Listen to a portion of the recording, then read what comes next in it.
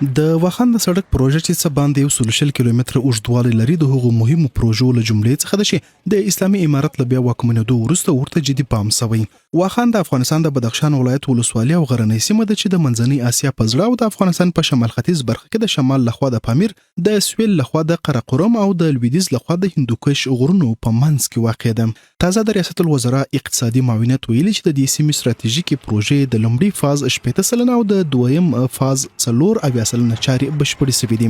د یاد معاونت په وینا د پروژې لومړی فاز چې د بدخشان ولایت له بروغیل سیمې څخه تر بازای ګمبت پورې غځېدل 1 کیلومتر اوږدوالی لري او د 1.43 میلیون افغانیو په لګښت عملي کیږي. چارواکي زیاتوي چې د دې فاز پاتې چارې به د روان لمریز کال تر پایه بشپړې شي.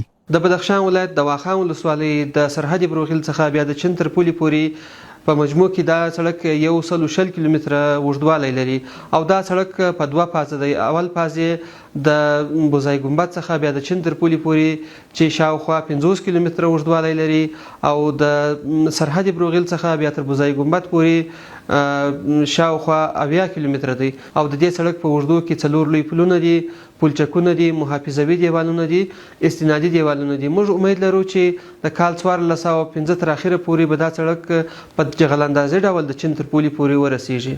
همدارنګه د پروژې دویم فاصله بزای ګمبت څخه د چین تر پولې پورې 50 کیلومتره اوږدوالی لري چې د 180 میلیون افغانیو په بودیجه پیل شوی او ټاکل شوی چې تر 1415 لمریز کال پورې بشپړ شي. د راپورونو له مخې د دې فاز د کارونو 4 برخه لا د مخه سرته رسیدلې ده.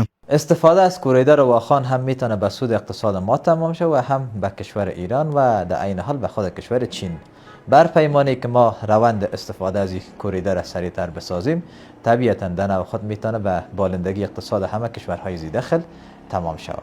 ورتمحال د اقتصادي چارو یو شمېر شنونکي وایي د واخان دهلیز لار به د چین او افغانستان ترمنځ د وارداتو او صادراتو برخه لا غني کړي او د افغانستان پر بازارونو به مثبت اغیز ولري.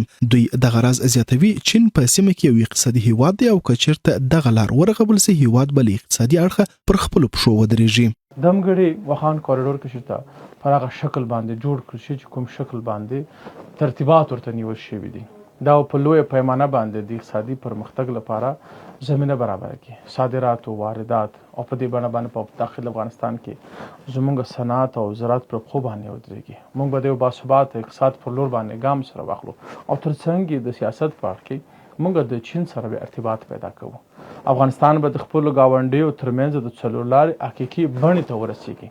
چیرته نوي سره نه وایو شاید مبالغه نه اوسېږي چې د افغانستان اړتیاوې ورسره پوره کېږي او کله چې موږ د محتاجیو نه خلاص شو دا په خپله بیا سیاسي تاثرات لري، په خپله په سیاستونو کې پلونه رامنځته کوي چې هغه پلونه کولی شي د افغانستان ډېری هغه ځایونو ته چې تر ننه پورې د دوی سره سیاسي وصل او اتصال نشته نو کولی شو د دې له لارې یعنې کله چې موږ اقتصادي سمبالښت ولرو سیاستونه بیا خپله لارې راپیدا کوي.